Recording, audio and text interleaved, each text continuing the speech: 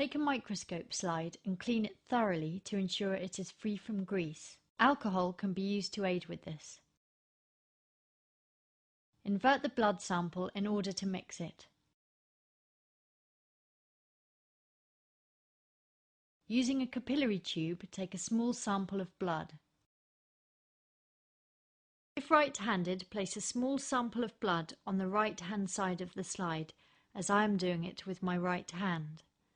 Note it would be placed on the left-hand side if you were left-handed. Using a spreader slide, place the spreader in front of the blood at a 45-degree angle. Draw back into the blood, allowing the blood to spread along the spreader slide. Using a smooth action, push the spreader slide forward to make the smear. Rapidly air dry by waving the slide in the air, not on film. Label the slide with the patient's ID and the date.